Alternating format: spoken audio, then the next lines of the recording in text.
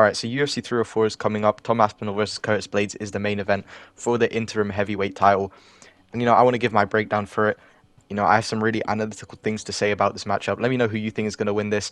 Or while you're down there, I'd appreciate if you could like, subscribe. We're close to 240 subs. Like, really close. Anyway, let me get into it. Because before this matchup, obviously, Tom Aspinall and Curtis Blaydes, they've already fought each other before. And it didn't go Tom Aspinall's way. Curtis Blaydes, I think he tore his ACL, I believe. And Tom Aspinall, it sucks because he is a huge star right now, and this is the only loss kind of holding back his record. And I don't know, because before this fight has been announced, Tom Aspinall, he was saying some really weird things about Curtis Blaydes. Like before the fight, someone asked him, before the fight was announced, what do you think about a matchup with Curtis Blaydes? And he's like, well, Curtis Blaydes, he's a great fighter. I'd love to fight him, but I'm more concerned about what would it take for Curtis Blaydes to get fingered by an MMA fighter. And I don't know, maybe Curtis Blaydes doesn't have internet access in his cave, so he didn't hear that.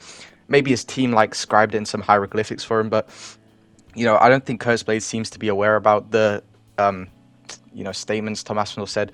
But I don't know, this fight kind of seems like a layup for Tom Aspinall right now, since he's clearly on the verge of becoming a megastar. He's the guy that people are saying is going to beat John Jones.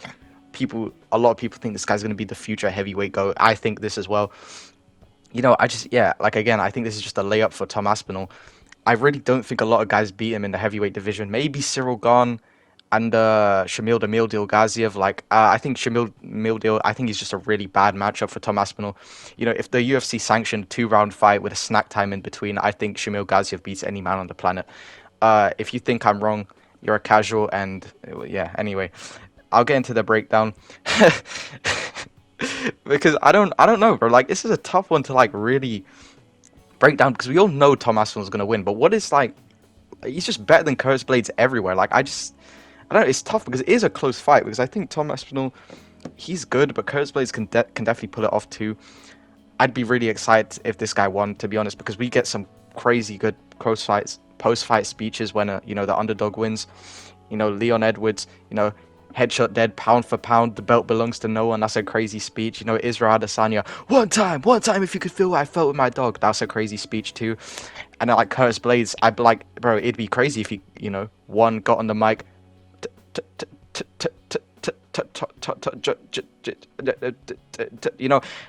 would be wild. That would be wild. I'd be very happy to see him, win the belt, then come out with that crazy speech, But anyway, I'll get into the breakdown. So, Tom Aspinall in the striking, at least, I don't know how much the striking is going to matter. I think it will matter because, Tom Aspinall, he KO'd Sergey Pavlovich, which is actually crazy to do, on 2 weeks' notice or something as well. So, Tom Aspinall, he's a great striker. He moves like a welterweight, he has great head movement. His striking is really good. But, Curtis Blaydes is also pretty good on the striking. He's a bit slower than Aspinall, which I think is going to be a huge issue. Also, Aspinall is very confident right now. Everybody's hyping up to beat Jones and whatnot. He's he's a real heavyweight champ. Maybe that might get to his head. Also, one thing I did hear brought up, I think it was Lucas Tracy and Bedtime MMA, they brought this up. Not Curtis Blaydes, Tom Aspinall, he might let it get to his head too much. Maybe he'll get into his head he already lost to this guy by an injury TKO. He doesn't want that to happen again. Maybe that might be in his head when he's striking in this fight. Who knows? But I think Tom Aspinall is just a better striker in general than Curtis Blaydes. Not that Curtis Blaydes is bad, I just think Tom Aspinall is really good. And, I believe Bedtime said this on the Fluke Sclazy podcast, not podcast, the live stream, that apparently Curtis Blaydes is planning to mix in their takedowns, go with a more wrestling heavy approach, I believe. So this is why I do want to talk about the grappling, because I think it's going to be more important. I think if I had to guess what Curtis Blaydes' game plan would be, is maybe to gas out Tom Aspinall, because again, we've never seen Aspinall leave the first round.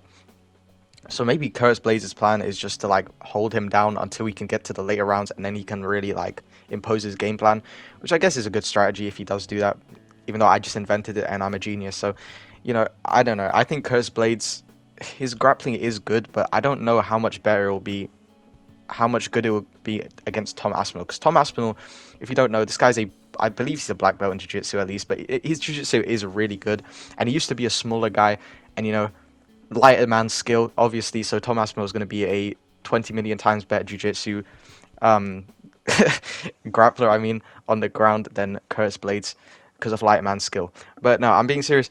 Tom Aspinall really does have good jiu-jitsu. This guy can really do basically anything. He can knock you out. He can sub you, which is kind of why I don't know. Like I don't know how Curtis Blaydes is gonna do on the ground because what if Tom Aspinall, like he could definitely submit him off his back. Like Tom Aspinall definitely like bro. I've just been repeating this, but he has good jiu-jitsu even though we haven't seen it. Like I bet he could sub Curtis Blaydes off his back if he really is in a bad position or get up if he needed to. So I don't think the wrestling is too big of a threat from Curtis Caveman Blaydes over here.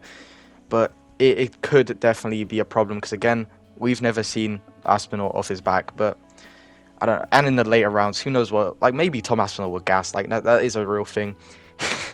But yeah, that's kind of my full breakdown. I'm gonna have to pick Tom Aspinall by round 2 KO. Maybe no, round 1 KO. I think seems round 1 or round 2. Like I really feel like this is gonna seem like Yuri versus Alex, where you know Alex was kind of held down for the first round a bit.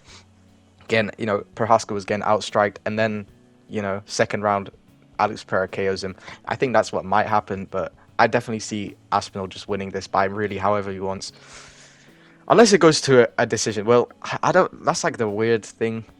But yeah, I don't know. I think I'll just end it there because I really don't know what else to. Like it's just tough because like bro, what what if it just leaves the second round or the first round and Aspinall just completely gassed, bro? Because he kind of has a blob build, bro. Like I wouldn't even be surprised if that happened, but Aspinall is just too good right now. I think he will just KO Curtis Blaydes in the first round, if not the second. No, in the second round, if not the first. Yeah, I think I'm going to go by first round KO. I think that just makes the most sense to me.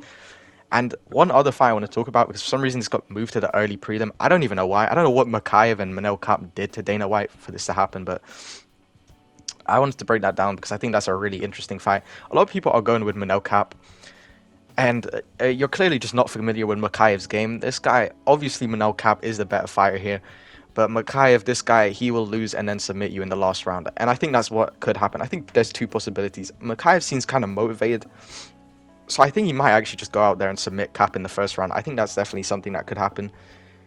But then another thing I think might happen is Kape outstrikes this guy for 2 rounds, gasses out because he's had problems with weight and everything. He's going to gas out in the third. He's going to shoot like a stupid takedown on Makayev and then get subbed. I think that's definitely something that could happen.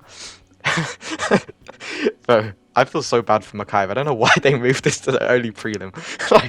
like Manel Kape is a huge star and they just like completely ruined this because of having Makayev. But I think Makayev's striking is good enough to hang in there with Kape, and Kape's grappling, I don't even think it's close to Makayev. I think Makayev is insane grappling, so I'd have to go with Makayev by round 1 or round 3 sub. But yeah, that's gonna be it. I'm very excited for this card, and yeah, again, that's gonna be it. Thanks for watching. Like, subscribe.